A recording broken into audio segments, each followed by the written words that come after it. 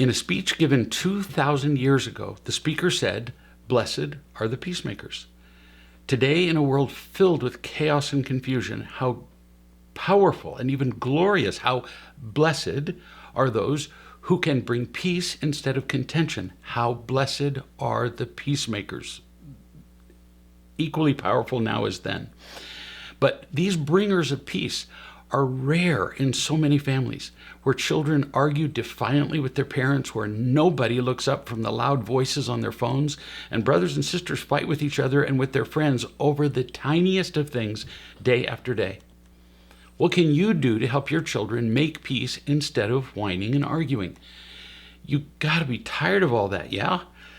Let me tell you a true story that might give you some hope that your home can be filled with peace. A year ago, a woman named Jolene called me to say, "I have 4 boys. Some days I think about making it 3, maybe 2. The boys were fighting about everything: bedtime, toys, food, chores, sharing, playing, physical proximity, noise, riding in the car. You've heard the list. Kids do that." She'd read books and asked people for advice, and she was exhausted. When I described the ridiculously effective parenting training, Jolene jumped all over it.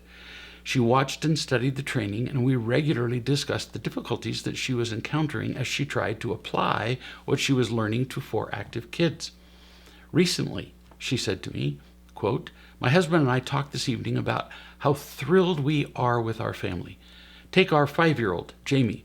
He's thriving. He's happy. He used to whine and cry about everything all day. The house was filled with his endless shrieks. He argued with his brothers, stole their toys, and screamed when anybody touched him. And bedtime was like descending into hell for all of us." But we don't see that anymore. Not because we force him to behave. Now he's calm and responsible and cooperative because, if you can imagine, he likes living that way. It's who he really is, and it's exciting to see what a difference. She continues, "Jamie was never the problem. I was. I did not realize till I studied the training that my little boy needed the one thing I couldn't give him: love that was unconditional, love with no disappointment or anger. I never got that kind of love myself. So first I had to admit that I was the problem, and then I had to learn to find love and feel it. I found people to unconditionally love me. Then, gradually, I began to love Jamie and to teach him. Turns out he likes being taught. Who knew? I thought he was a fighter, but he's not. In the past, he resisted me teaching him only when I was irritated at him and when I controlled him, because then he didn't feel loved. So why should he listen? I became the enemy, and then, of course, he fought me, along with everybody else, like his brothers.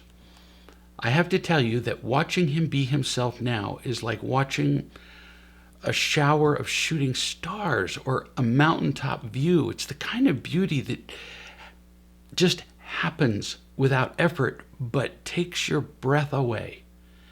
He just gets it. He gets life. Just this morning, I heard the boys talking in the other room. The 7-year-old, Jack, raised his voice and barked something at Max, the 2-year-old. He said, "No, Max, stop touching my toys." And Jamie, the one we've been talking about, 5 years old, spoke up to Jack, his older brother, and with perfect calm, Jamie said, "Jack, you have to talk to him lovingly, or he can't understand what he needs to do." End of quote from Jamie. Mom says, "I thought I'd died and gone to heaven. A year ago, I would have given anything to hear any of my boys talk like that, ever. Anything. But it turns out that I only needed to give one thing up: my pride. I had to give up my belief that I knew what I was doing as a mother. I had to be willing to learn how to love them and teach them. I had to persist no matter how difficult it got. Sometimes I had to write to you or talk to you every day to get help, but I didn't quit.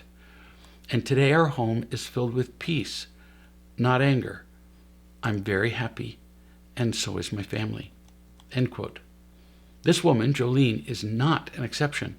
If parents are willing to humble themselves and learn how to love and teach their children, the results are predictable.